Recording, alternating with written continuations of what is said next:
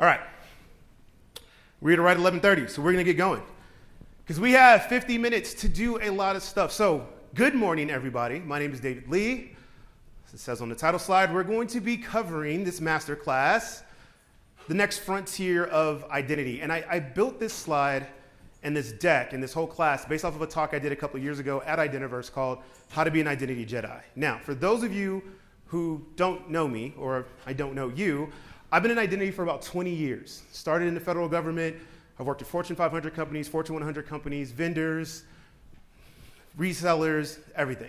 Pretty much, I've seen just about everything you can think of. So if I ever talk to you about your identity implementation, like, oh my God, I don't want to tell you, it's so embarrassing. Trust me, I have seen it all, right? Part of that, when I built this course, and I talked about how to become an identity Jedi, I talked about a lot of things that for the first kind of starting into identity practitioner. This one, I wanted to deep dive a little more like that next level. Like some of the things when people ask me, what are the things that really help you be successful at identity? That's what I wanted to dig in with this course. And I wanted to be interactive because I wanted you guys to actually have something you can take away with. So we passed out some notebooks. I did not expect this size of a room. So if you all didn't get notebooks, I do apologize. But we're going to get started. All right, everybody good? Oh, come on, we're going to try this one more time. Everybody good? Yeah. All right, there we go, let's go. All right, so 3 things we're going to go over today. And these 3 things, I would say in my career have been the most important skills and concepts that I've learned that help to lead and drive successful identity and access management programs. There's one thing you're going to notice in this. None of this stuff is going to be technical. Because for those of you who've been doing this a while, identity is kind of a transformational type of project. And most of the time when you get stuck trying to deliver this, it's not the tech that gets in your way. Although for those of us who've messed with some crappy products, sometimes the tech does get in the way. But most of the time, it's just around communicating or program management stuff. And so what we're going to go into this course is kind of teach you some skills that you can use to help get through some of that. So the first one, it's three sections. Becoming a master asker, like really master the art of asking questions. This is probably one of the most important skills. If you learn nothing else, how important it is to ask questions. Because if you don't ask the right amount of questions, you start running your identity program and you get off to a good start, and then what happens? You stall. And you can't get out of it. Why? Because you start finding out like, oh, there's this one application on this mainframe that Trevor wrote, and every 2 weeks it spins up and does these things, but Trevor quit and nobody knows how to fix it. And you're like, what? Why didn't you tell me about that?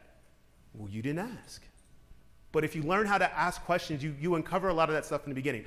The second one is identity-first architecture, right? What does it really mean to put identity at the center when you're starting to build these architectures, some of the things you need to think about?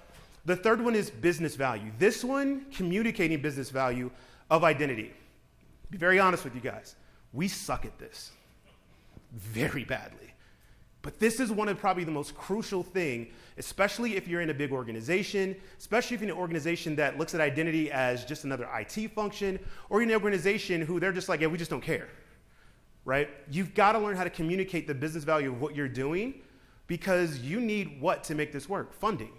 Somebody's got to pay the people, make the investment to get you more people, or buy that product, or help you communicate with the rest of the organization, so you have to understand that value. So we're going to talk about that. When my clicker decides to work. Okay, first section, master asker. You want to ask, and then ask some more. How many of you guys have kids? Raise your hand. Great. So you remember when, or it might be the current situation now, there's this special age between like 2 and 5 when what is their favorite word to say? I mean, whew, did y'all feel that? Like I felt like, y'all said that was I felt that. Like, it was just like, oh, some of y'all are going through this right now. There's a reason why they asked that question.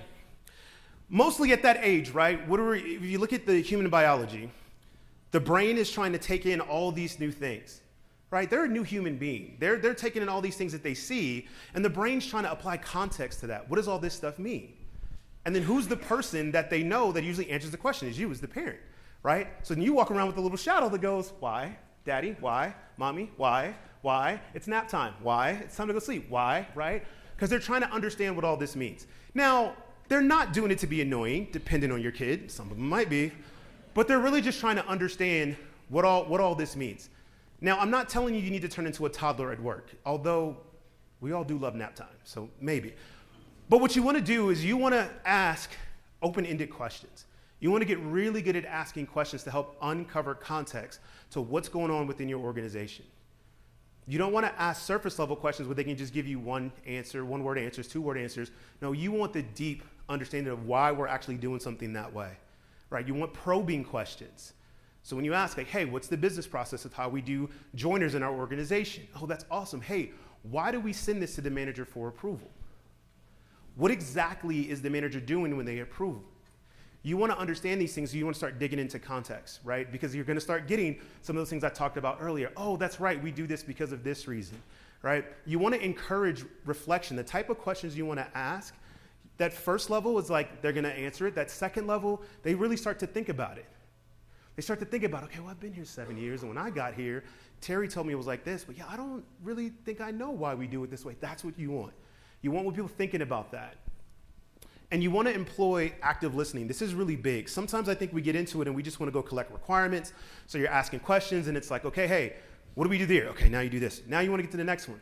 You want to stop that. When you're asking these questions, you want to ask with the intent to actually hear what they're saying. Because when you're listening actively and paying attention to what they're saying, that's going to give you the keys of areas to go, oh, I want to dig in there.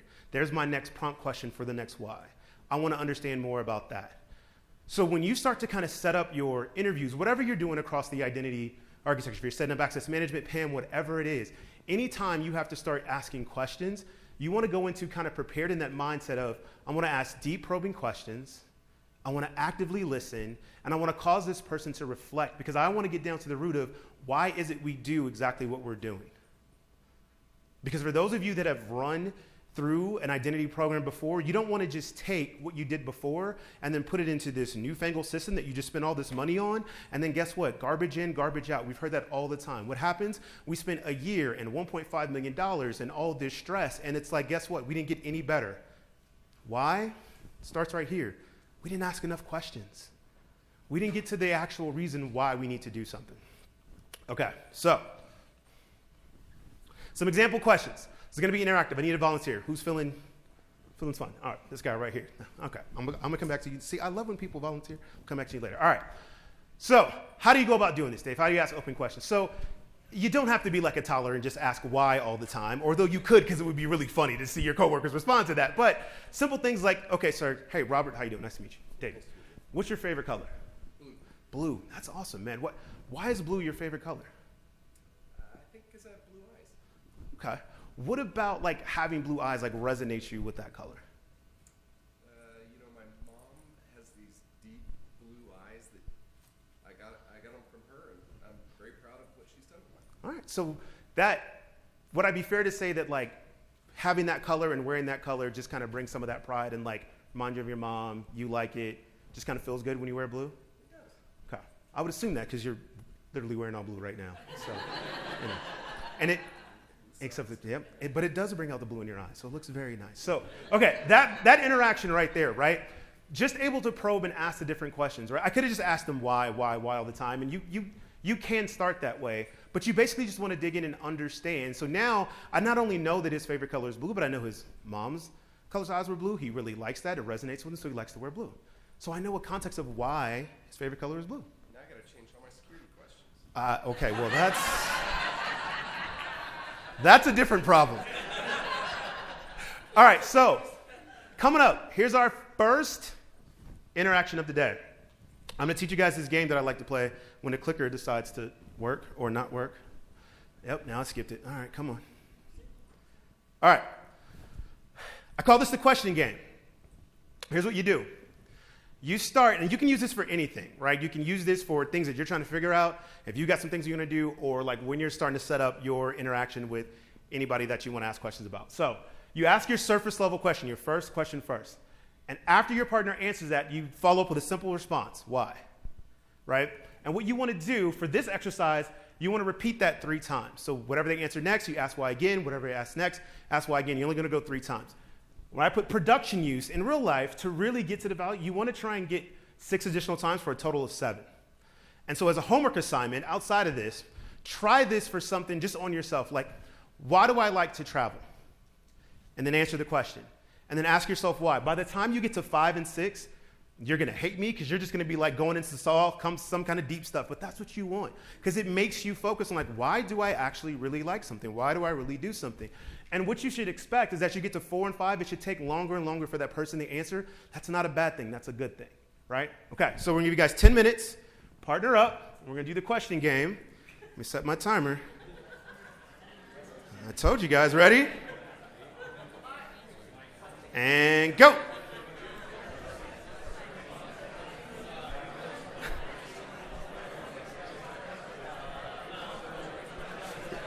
All right, me and you. How you doing? Doing good? All right, so let's start.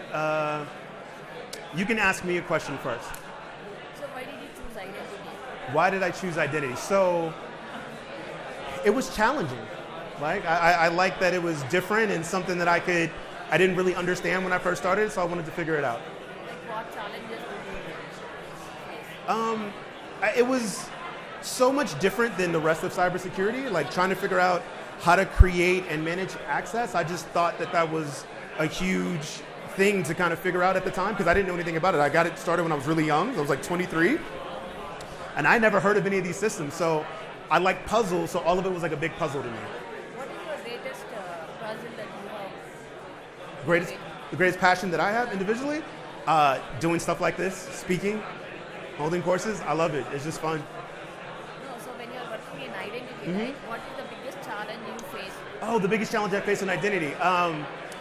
It's actually what I'm going to get to at the end of this, communicating business value, right?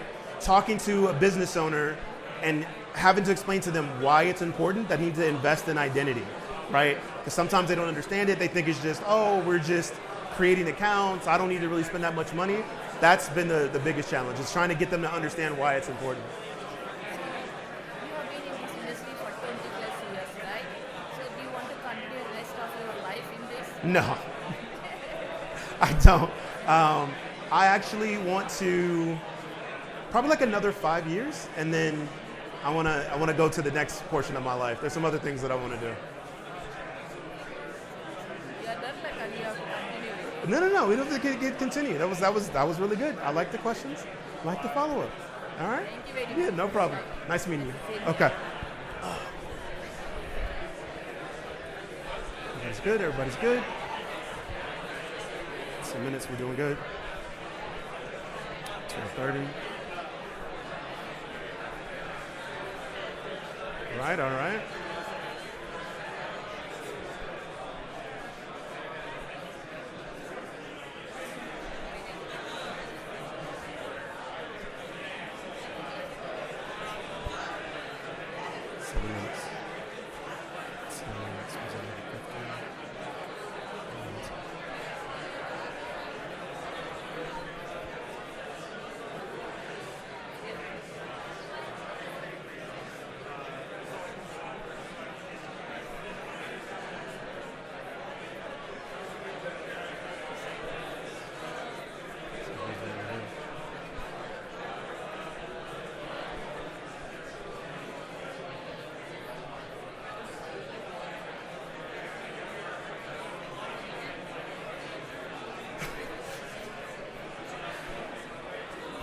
They're good.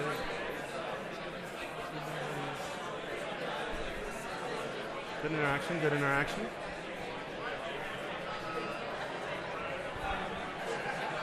6 minutes.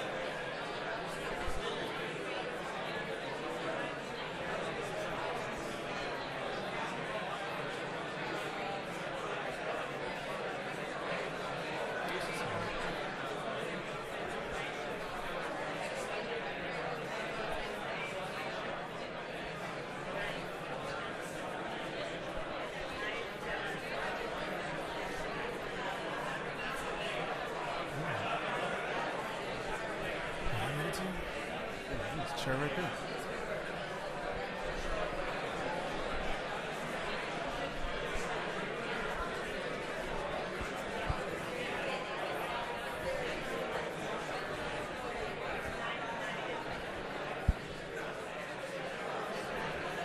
No, come on. No. Don't make me come over there. Roberto.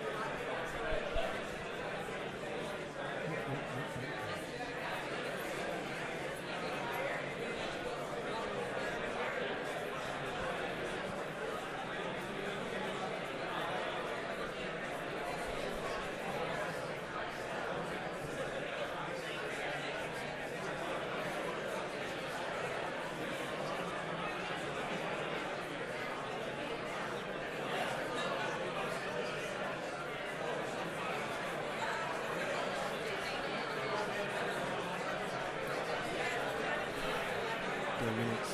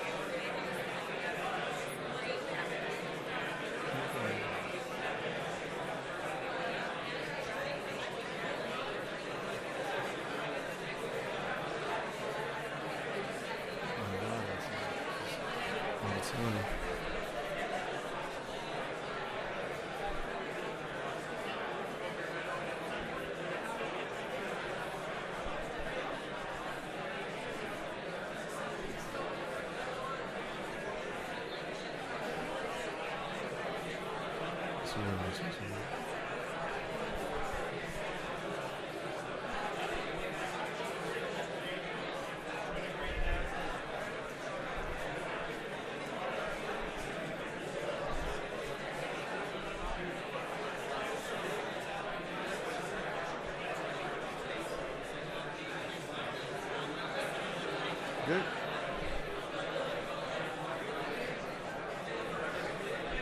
Okay. All right.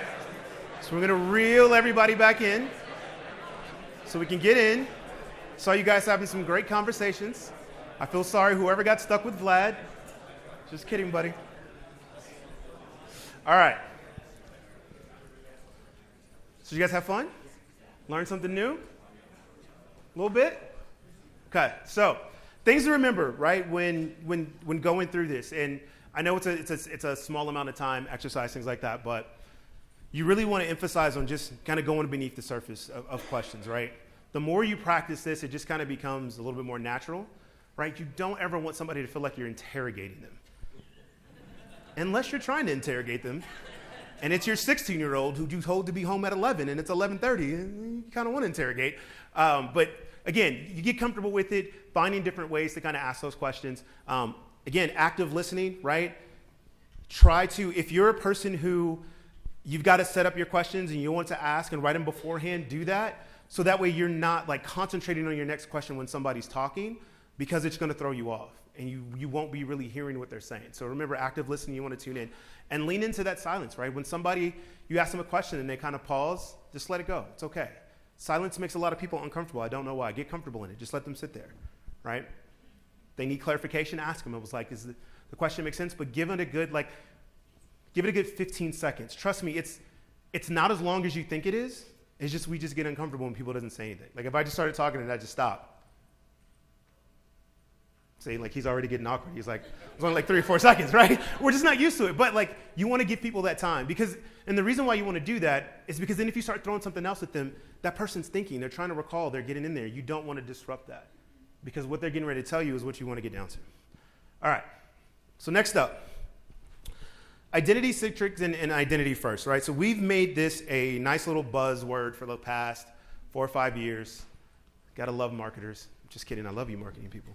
But we haven't done a good job of, taking that from a marketing aspect to something that's actually concrete in what we do. And so this is a trick that I've used at a lot of my implementations and projects, and I call it building an identity blueprint. And the reason why is like if you think about what a blueprint is, right? When you first start to build any kind of structure, but I'm gonna, let's use houses, right? Most people are familiar with that because I don't know how many of you are professional engineers and have built other structures. If you have, that's awesome. But you get a blueprint for a house.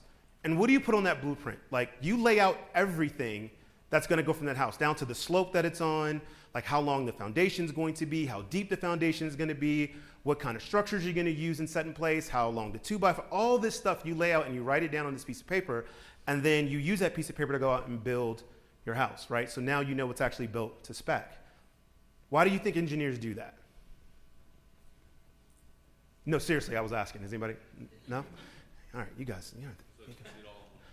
You see it all in one place, but you know exactly what you want to do before you get there and do it, right? Because you don't want to be building the house and then realize, like, hey, this slope is 5 meters instead of 10. Whoops.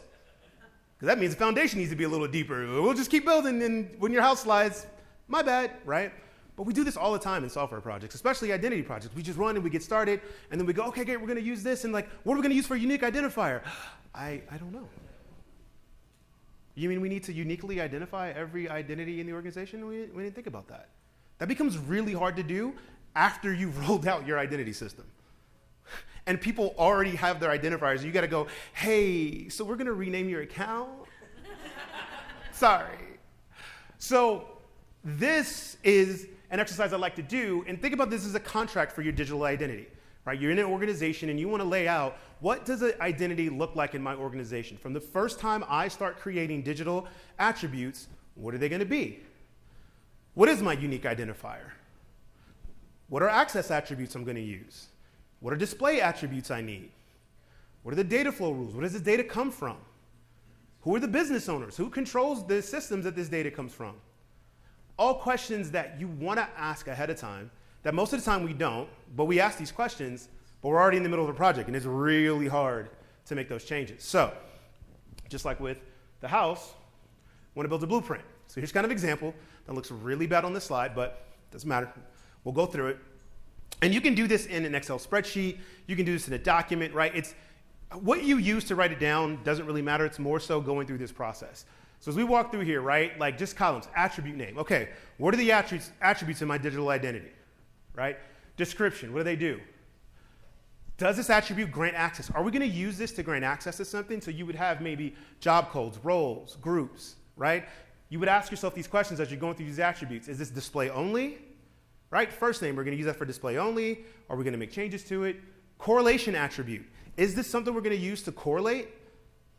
Meaning, like, if I look at this and it's, again, going back to that unique identifier, if I need this to know that David's AD account and David's Salesforce account and David's Concur account, if I need to correlate all of that, because of course we didn't use the same standard for naming all those accounts, why would we do that? How do I match all of that? Is this attribute something I'm going to use to be able to correlate that? Authoritative source. Where does the sources of information come from? Newsflash, it's not Active Directory. Right? But where is it coming from? And then business owner, who owns that system?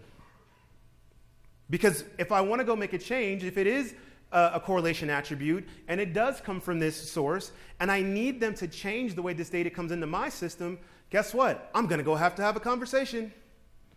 And it's going to be nice to have a conversation if I know who I'm talking to versus, hey, who owns this? Because we all know this happens, right? Hey, who owns this attribute? And it's a Spider-Man meme. Everybody does this.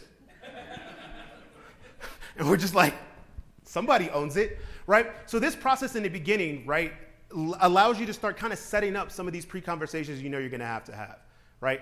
Does this mean it's going to make it like easier and lay everything out? No, but like if you're planning this ahead of time, like your phase 0 before you start your project, you already know where we need to go. If you know that, hey, listen, we have a lot of attributes coming out of Workday, and HR hates us. Well, hey, boss, let's start taking them to lunch today, because we have a lot of things we're going to have to ask them. And then sync rules. How often is this data synced? Right? Do we get it every day? Do we get it every couple of hours? Do we get it at all? Do they just give us a data dump? What are the rules we need to do around syncing? These are all things that you start to lay out this blueprint, just like with the house, and you lay out the foundation, you know where everything goes. Now you know everything around your identity of what you need to go do. And now you can start creating your plans about how we're going to go attack this data. You can start building your phases of what we're going to do first, right? As you look at this and you say, hey, if we've got a lot of things coming from Workday, maybe our first application we rolled out is Workday integration. And we work on that, because we're going to have a lot of discussions over here. Instead of Active Directory, which everybody likes to start with. Don't know why. And this last column is just data rules, right? Any rules that we have around this data, right? Hey, when we sync it, we get it from this other source. This is combined, like, so maybe employee ID is combined from first name, last name, and a random generator somewhere. Like any rules that are going on this attribute, you kind of want to track them down here, right? Now, okay, I know what you're thinking. Okay, this is great, Dave, and we'll do this in the beginning, and we're great, and as soon as I write this all down, the next day, it's stale. Because nobody's going to go back and update it. Everything's going to change. Yes. But that doesn't, you still get the value out of the process. Am I going to sit here and tell you that, yes, you should keep this updated? It should be a living document that you always go and update? I could tell you all that, but you guys work in this every day. You know it's not. You're going to write it one time and never come back to do it. But that first time will give you so much value out of setting that up. Now, if you can work into your process to come back and update it, great. Because then at least you have a reference. You onboard new team members to your team. Somebody's asking about, hey, we're going to change this sync process. You have something to reference to go, okay, if you change your sync process, what do I have tied to that, right? I'd like to tell you to keep it in reference and update it. I just, like I said, I've been doing this 20 years. I live and breathe this stuff. I know that's probably not going to happen, but at least if you can go start here first, it's a very good start. I've used this, and it's gotten us out of so many problems 6-7 months down the road, because I'll give you a very concrete example. I'll pick on HR. Sorry if you're in HR, but you know. We were going through this and laying everything out for a client, and what we found out is that they ran specific sync jobs around their attributes in Workday, but they didn't want to push that data out. So the data we were getting was derived data that they were running changes on. And we talked about that in the beginning. So we said, okay, so you guys make changes over there. We don't need to know what they are, but this is the output we can expect. No problem. What do? Right? I'm going to get nerdy on you. We made an integration contract. We need these attributes in these formats. You will give them to us this. That's the agreement. Hey, if you're going to change that, can you guys give us just a 60-day notice of when you're going to roll it out, so that way we know what we're going to affect? And they said, yeah, but we rarely change that. But cool, we'll agree to that. So you know what happened like 6 months later, right? Hey, so none of our things are working when we run aggregations. It's like, oh, okay. So what attributes are having the problem? Oh, these attributes. Well, look in here. Like, did you guys change any of your back-end process of how you put them out? Oh, yeah, we did that like 3 months ago. Did you tell us that you were going to? No, we forgot about that. Yeah, that's the problem. But we already knew it, so we could respond to it within, I think we took the system down for like a day or two, got the new rules. It was fine. Had we not known that, what would happen? Hair on fire. We don't know what's going on. They're pointing at us. We're pointing at them. Like, your stuff is broken. Your stuff is broken. We fix all of that ahead of time by doing this. Make sense? How you guys doing? How you feeling? Let's try this one more time. How you doing? How you guys feeling? There we go. A little bit of energy. It's okay. It's all right. Next thing, right? You want to talk about having an identity-centric architecture. Full disclosure, all this is stolen from Identity Defined Security Alliance, right? This is not, I'm not this smart. I mean, I am, but they already did the work, so I don't have to. So define outcomes. When you're looking at something, you say, okay, I want to be identity-first architecture. We're still kind of early in figuring out like maturity models and all this stuff or whatever, and people want to run to this, and what's the average, and how mature am I compared to the organizations? And I think that while it's a good exercise where you're trying to get to, I think the better thing is, what's the outcome that you want? Because here's the reality of this. Like, if you are a credit union, of 5,000 employees, your maturity level is going to be completely different than Chase. They have a little bit bigger budget than you, right? They operate a little different than you. And so when we look at these maturity levels, like you're comparing to organizations that maybe in your industry, they may not be like your direct size, but what I like better is like, what's the defined outcome that you want to have? And so what I like about this, if we look at this first one, and for those of you in the back, this is really small, but like user accounts and entitlements are granted through governance-driven provisioning, right? So that's the outcome that you want. No matter where you are within your organization, you can look at that outcome and say, this is where I want to get to. And then from there, you go, okay, well, how do I get there? So user accounts and entitlements, so that means, number one, I need to know where all my user accounts and entitlements are. So I can ask the question, well, do we know that? If no, then we know our first step is, well, to get to that outcome, the first thing we got to do is figure out where our user accounts and entitlements are. And we said, we got that, check. Now the next thing, are granted through governance-driven provisioning. Okay, so we've got to be able to grant people access to these accounts and entitlements. Can we do that today? How do we do that today? Oh, we are doing that today, great. Is there a governance-driven process around it? Like, do we actually govern what they're getting? Do we ask questions? Do we apply SOD? Oh, wait, no, we don't do any of that? Okay, well, then that's our next step. And so you can create milestones and measure where you get to that outcome. The analogy I like to use for this is, I don't know, how many of you guys like to run? Like, any marathon runners or, like 5Ks, anything like that, whatever? Jen, you put your hand down, because this woman runs like 100 milers. She's a mad woman. But like, if I were to say we're all going to go sign up for a marathon and say, okay, let's go. And you say, Dave, how long is the marathon? And I go, I don't know. I don't know about you guys. I'm out. First of all, I don't even like running. But if you get somebody to run a marathon, I want to know, how long do I have to endure this pain? 5K, 20K, like when is the end, right? Because you start to make a plan in your head. It's like, okay, well, I just got to go 32. Okay, well, cool. All right. And so when you're running, right, and you get to the 10th mile and you're like, screw everybody. Why did I do this? But in your mind, you can go, well, I'm 10 in. I only got to go 17 more. You know what your end is. If you didn't and we were just running, when that 10-mile hits and we're just like, this is horrible, your brain's going, I don't know how this is going to end. I'm going to be in this forever. This is hell. Why did I agree to this? So if you don't have outcomes for your identity program, how are you going to know when the end is, right? So you're shooting for maturity scores. Instead, shoot for the outcome. Because you'll never be able to answer, am I mature? Hell, I don't know. I'm 43. I don't think I'm mature yet either. Am I ever going to get there? But the same thing with your program. Like, are we mature yet? No. Did you get the outcome that you want? So when you start defining your outcomes, and you can go to the Identifying Security Alliance, they've got, I think it's like 17 different outcomes. You can use those as kind of a model, like, hey, this is kind of where we want to get to. Now, how does that apply to us? Break down the outcome, create your milestones. Where do we want to get to? And listen, you make a choice for your organization, because what works for one doesn't necessarily mean it's going to work for you.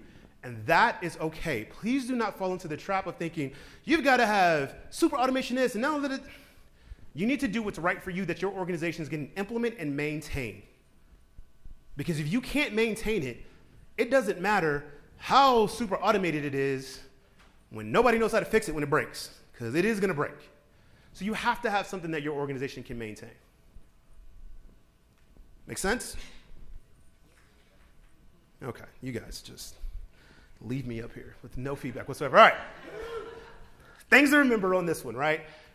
Having an identity blueprint. Set your standard for your digital identity. Like, know what it is your identity is going to look like within your organization. Spend the time to map that out. And if you say, well, David, that's great if I'm just starting, but I'm already in the middle, we're 5 years into our program. Okay. Take the time, stop, map it out. It'd actually probably be easier for you to do this because you can go to your current systems and go, what are we using today? And then start validating what you're actually doing. Because I guarantee you, if you're in the middle and you've never done this exercise, you're going to have fun because you're going to go through and go, hey, what are we doing with this attribute?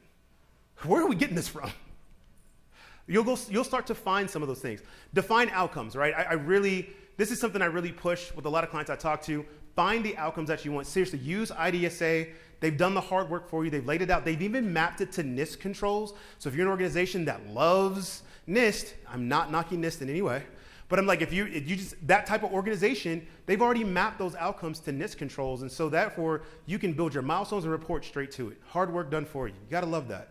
Because who likes to work hard? Trick question, exactly. None of you do. I'm the same way. Don't worry about it. You're not alone. All right. Last section.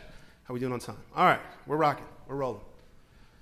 My favorite part, talk to the business, not at the business. This is the part we all love. Because we can nerd out and we can build out all these nice fun tools and automations, but at the end of the day, we got to go talk to the business, and we've got to align identity, what we're doing, with the business value of what we're actually employed to do, right? Believe it or not, there's not a lot of companies whose job it is to do identity. They kind of do other things. They sell insurance, they sell bread, whatever it is they do, right? Identity, security, all this stuff is like a means to an end. And for identity, we're just over there, like, just go do that stuff, leave me alone. But it's important that we connect with the business and align with them. And at the beginning of this, I said, this is the part that we struggle the most at, is understanding how to align to that business value. So I'm going to break down some things, tactics that I've used that kind of help that. Like, these aren't foolproof, but you use these and it helps you kind of get there. So the first one, multiple modes of communication. And this is more so just in general, when communicating with somebody, like, you want to use as many different formats as possible. There's usually 3, right? Visual, right? Auditory, speaking, and then reading, right? When you're coming up with something for your identity and you've got to go and pitch this to your business leaders or the rest of the business owners, right? You want to give them this information and you want to give it into a format that they can understand and take in. And you don't want to just go and talk at them and go, here's all this stuff we want to do, and throw a bunch of jargon at them. You want to kind of connect with them and go, okay, I can give you something that you can look at, some visuals. I'm going to talk to you about it, and then I can give you some documents that you can read, right? It may seem a little redundant, but we all know that all of us learn and take in input in different ways.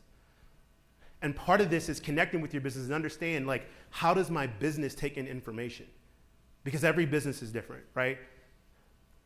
If I'm talking to the accounting team or the legal team, they may love documents. They're like, hey, the more pages, the better. Me, I'm like, less pages, the better. But whatever. If that's what it takes, if that's how they receive information, these are things you want to do and kind of connect with, right? So don't be afraid to reach out. And if the way you communicate you seem is not working with the business, work with them and figure out what's the best way that they receive it. Next one, know your audience. Like, know what part of the business you're doing. Like, actually care about what they're doing. Even though I know they don't care about what you're doing, that sucks. But you want to care about what they're doing. So when you go talk to these business application owners, like, hey, tell me about why you use this application. What do you do in your business unit, right? What's a good day for you in your business unit? Hey, good day for us is we sold 72 widgets and nobody got injured. Great. What do you do to control that? Like, how do you use this application to help you in your day-to-day job? And you may be thinking, David, this has nothing to do with identity. I just want to know what the account and the password is and the entitlement so I can go provision this thing. Right, but if you don't connect to them and understand why this is important to them and bring them in so that way you can say, okay, hey, we're going to make this job for you so much easier by bringing this into our identity platform, and here's the things we're going to do, and these things that are important to you, here's how we're going to help you with that. That is a much different conversation. Again, back to everybody that has kids, right? Isn't it a different thing when your kid comes to you and goes, hey, Mom, Dad, just give me $100 because I got to go buy these new shoes, versus, hey, Mom, Dad, how can I help you today? You seem kind of stressed. Will cleaning up the kitchen just kind of make your day easier? You'll look at this and go, who the hell is this? And what did you do with my kid? But then after that, you're going to go, I mean, you want to do it, please go clean the kitchen, right? It's a different conversation. Would you agree, right? And you're going to go, can you come and do this for me all the day? And they're like, yeah, sure. But then, they're preteens, teenagers, and you get what you get. But know your audience, connect to them. The last one, right? And this one specifically, why I always say, like, identity is not purely technical. Be simple and concise in your message. Remember, know your audience who you're talking to. Most of the time, they still think what we do is magic. Right? They're not engineers. They're business people. So we can't come to them and just, spin in, 1,000 words a minute and a bunch of technical jargon. Be concise, be simple, and get the point across. One of the things that I learned at my prison sentence at AWS is they have this thing called no weasel words, right? Like, AWS is really obsessed about writing and communicating. That is one good thing about that. If anybody works at AWS, I'm sorry. It's okay. I mean, I'm not sorry, but whatever. But learning how to take a sentence and remove what they call the weasel words. I'm going to give you an example. So if I go to my director and go, hey, I think if we do this identity implementation, it's really going to reduce inefficiencies by a tremendous amount over the next, over the next extended period of time. You go, okay. But if I go back and say, hey, this is going to increase our efficiency by 30% in the next 6 months. You see the difference between those two sentences? The last one was more compact. I gave them actual facts on what we're going to do. Versus, hey, I really think that this will kind of give us over an extended period of time. And it's like, that sounds good, but you didn't really tell me anything. So when you move out those kind of like weasel words, so when you start to deliver something to somebody, you want it to be concise. What are you doing? How long is it going to take? Any hard data that you can give me, you want to put in there. Because then somebody can look at that and go, oh, okay, I get this. I can rock with that. So we're going to do our last interactive session. Some example scenario. So this is Acme Company. This is their goals for the year. They want to increase ARR by 35%. They want to move up the list of best companies to work for. They're currently ranked 93. And they want to do some West Coast expansion by acquisition by 2025. Like, these are their main goals that they want to do for this year. So if we're looking at this, let's see if we can't find some value and map to that from an identity perspective. How can identity help some of these things? Well, we're doing an identity. So how do we think can identity help increase ARR? Make any ideas? Annual recurring revenue. Sorry. So basically, how can we help them make more money this year? Right? They want to make more. That was a very good question. That was my part. I just assumed. I live in the SaaS world. ARR, it's a big thing. You can reduce friction in the registration process for new customers. There we go. We can reduce friction in the registration process for new customers. Anybody else? Reduce password resets over the phone. Let's dig into that. Reduce password resets over the phone. Why? Because self-service is cheaper, right? So if they can reset it themselves, they don't have to call in. It means there's less people to pay. They don't have to do that, but those people can focus on something else, right? Awesome. So these are ways that we can help. We'll just change it. Help the company make more money. What about how can identity help with acquisitions? They want to go buy some new companies. Integrate the new employees faster. How many of you guys have been through an acquisition? Right? It is painful, right? You've got to bring in like new systems, new employees, new processes, and a lot of that, the back-end IT and security infrastructure is trying to figure out how we're going to manage this. Usually what we end up doing is like, okay, we're just going to run as two separate companies for about 3 years, and then we'll just kind of figure it out. But, if we actually look at this and take an integrated approach around identity, it's like, okay, well, if we can pull this in, we can make this integration happen a little sooner. We can get people up to speed running faster, right? There's no right or wrong answers to this. The purpose of this is how you want to start thinking when your company puts out their goals. You have to look at these things. And I use these, they're really big, kind of high-level examples because this is mostly the examples that we get in the business world. We don't get like, hey, we want to be better at identity. Nobody ever says that. They say we want to make more money. And it's our job to go, okay, well then how can I tie what I want to do, which is, hey, I want to make friction easier and more secure in our customer registration, but that means I got to go buy a SIAM tool. I got to like probably hire 2 or 3 more people. So it's going to be this cost. So how do I align that to something that's important to the business? Because that's not anywhere on their list. Hey, but you do want to make more money. Okay, great. Well, if I can go show that if I do this, we'll get more customer signups, less empty carts. There's more money. And then when it's SIAM, there's actual use cases around that. Now I can take that and go, hey, boss, for a $5 million investment, I can get you $14 million back.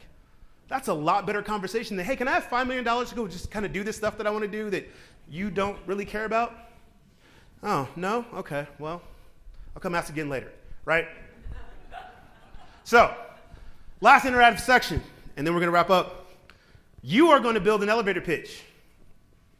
You guys can work in as many teams as you want, probably like 2 to 3, right? Kind of get together. You're going to figure out, like, introduce your identity initiative, right? The key benefits.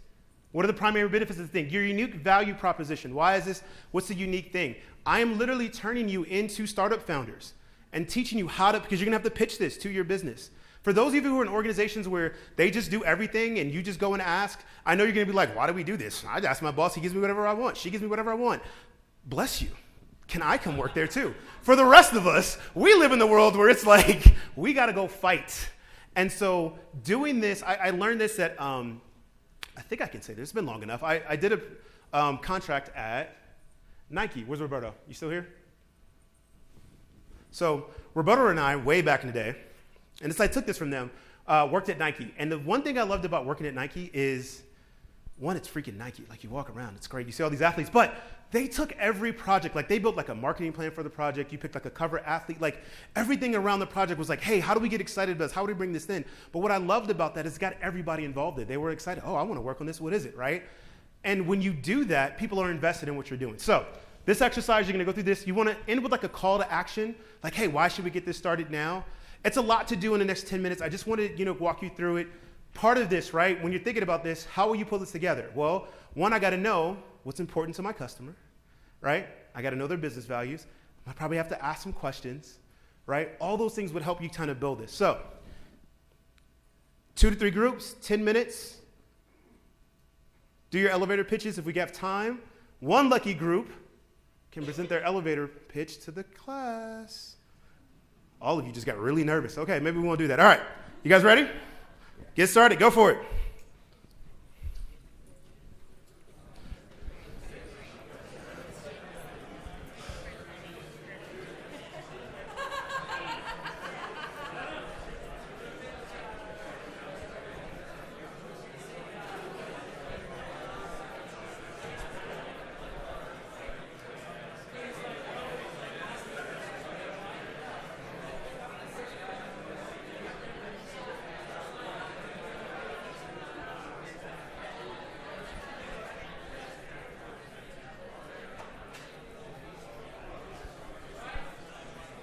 Well, we see all the people who left. Those are the people who never took finals, right? They're like, I don't want to take a final exam. I'm leaving.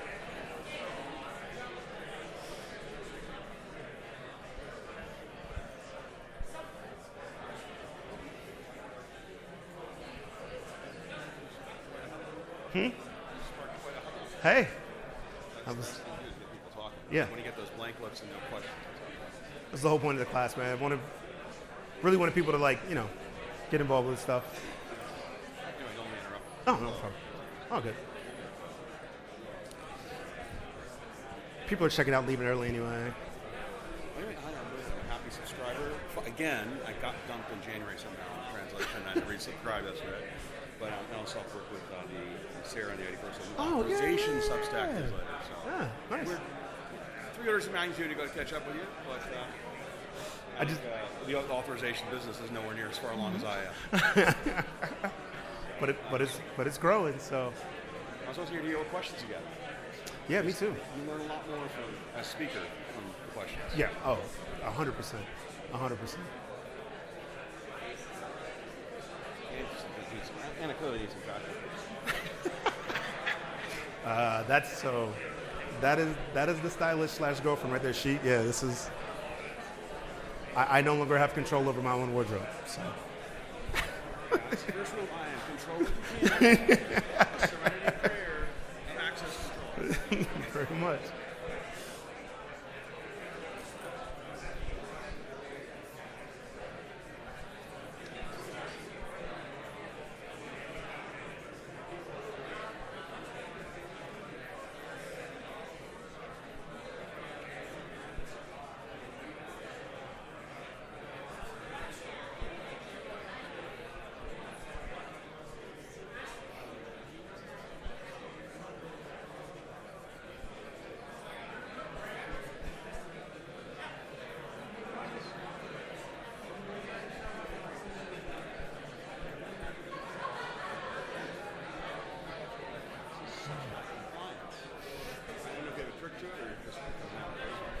Sometimes organizations and teams will break out in groups and do it, and sometimes the groups Yeah. or they'll just talk about how they do it. Right. I think it's, if I had to guess, I'm like 40% of the conversations are probably actually doing it. I think the rest of them, they're probably just talking. But I mean, I was hoping that the way I built the course and the stuff, that I wanted the stuff to be relevant, that they felt like, yeah, this would be something that we can do and actually take with us. So we'll see. How you doing, Chief? Okay.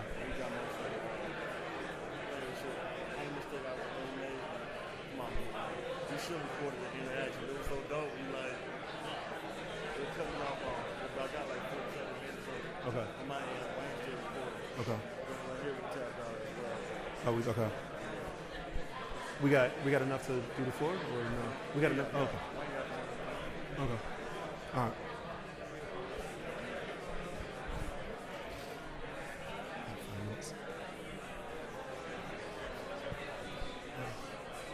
Gotta stop doing that.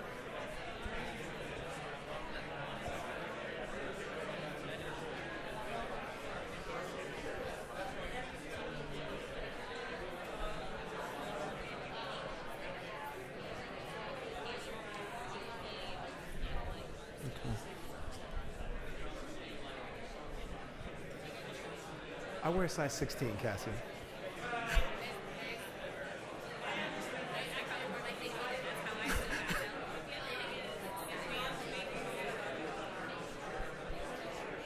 Okay. They're nice.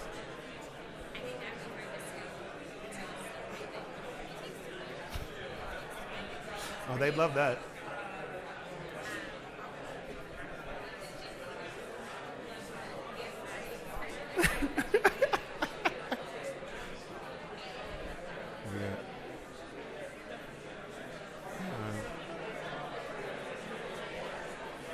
Short on time.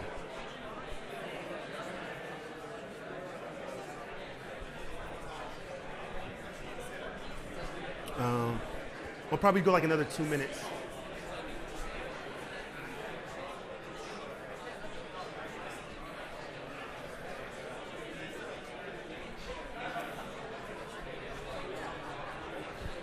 All right, 2 minute warning. 2 minute warning.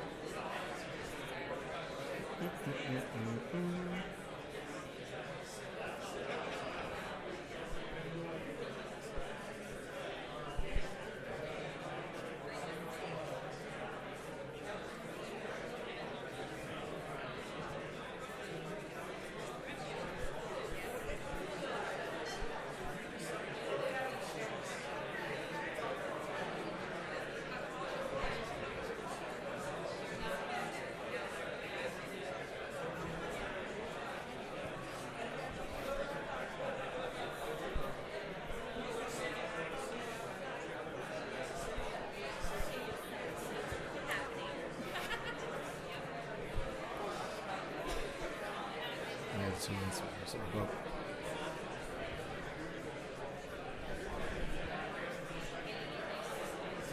30 seconds.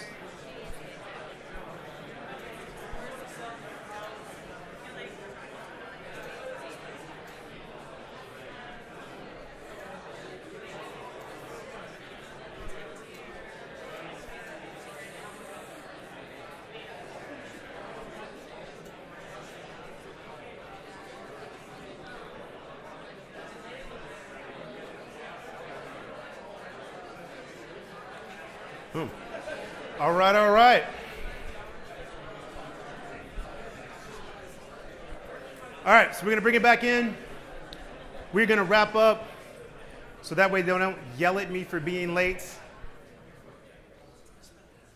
I won't torture anybody and make them come up and give their elevator pitch. I'll be nice. So just things to remember, right? The business goals are your goals at the end of the day, even if you don't agree with them. Just kidding. But they're still your goals, right? So learning how to map that value from those goals and really connect with the business to understand that is crucial, right? So that way you can find what you need to align to, how that maps to what you want to do, and you can get agreement from the business that it helps them. By helping them, that helps you. You can get what you need to get done and start actually you and getting things you want done. Learn how to be concise. 5 words are better than 100. I say these things, and listen, I struggle with them. For those of you that know me, like I tell stories, I talk a lot. Like my girlfriend knows this. I tell stories all the time. I'm one of those old guys that just sits and tells stories. Like anybody that walks by me, it's like, you better get ready for 2 hours because I'm just going to be telling you all kinds of stories. I get it. So these are things I have to work on too, just to remember that shorten things down, be concise, kind of get there. All right.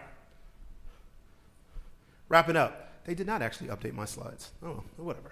All right. So ask, build, communicate. If you learn nothing else from today, if you remember nothing else from today, right? Be better about asking questions, right? Focus on uncovering the actual depth of what you want to get to. Go beneath the surface, ask why, try and get to 4 or 5, 6 times. If you get to 6, it's great, right? But like you get to 6 times asking somebody anything, like you get ready for a therapy session because it's going to go back to, when I was a kid, this really, and it's like, okay, I didn't really want to know that much, right? Building identity centric, right? Focus on your outcomes, right? The identity blueprint trick, use that, all right? Really understand what it means to have a digital identity within your organization, and then communicate. Over-communicate. The 3 things, right? You want to be able to see it, hear it, read it, right? So if you gotta go get a pitch to your boss or your boss's bosses or a peer among the organization, give them something they can see.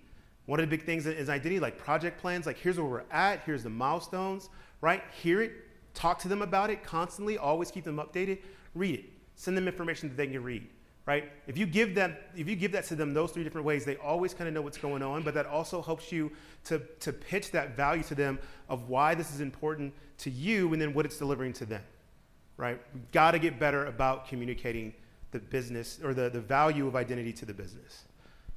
Now more than ever, as we're starting to see more and more things, we're starting to see this convergence, we're starting to see these platforms, right? We're doing more things in identity on the commercial side. We kind of talked about IAM, right? It is so important as we're seeing all this technology and with identity being at the center of it, we've got to make sure the business understands what value that brings. Not just from a security perspective. Plenty of people talk to you about that. We'll geek out about that, and it's important, but we can't operate without it anymore.